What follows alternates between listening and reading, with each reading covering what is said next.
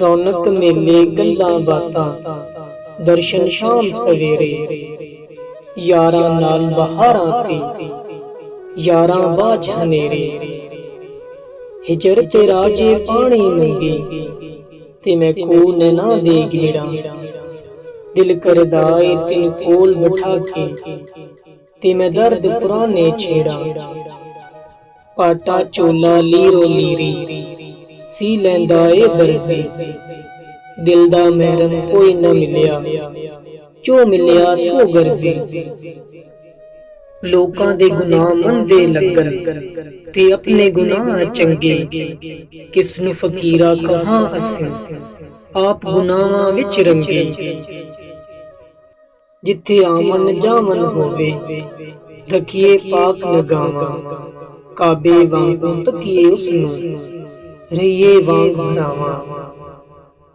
ਬੇਕਦਰਾਂ ਨਾਲ ਪਿਆਰ ਵਧਾ ਕੇ ਦੁੱਖ ਉਠਾਇਆ ਭਾਰਾ। ਦਿਲ ਵੀ ਟੁੱਟਾ ਆਸ ਵੀ ਮੁੱਕੀ, ਜਾ ਬੇਕਦਰਾ ਯਾਰਾ।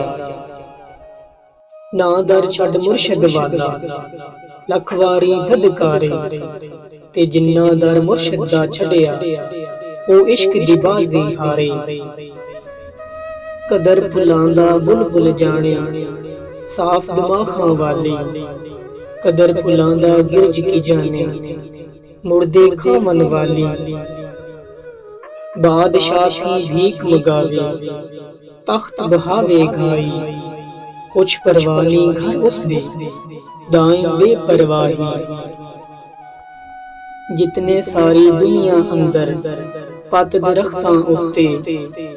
ਇਤਨੀ ਸੂਰਤ ਸੋਹਣੀ ਵਾਲੇ ਖਾਕ ਅੰਦਰ ਜਾ ਸੁੱਤੇ।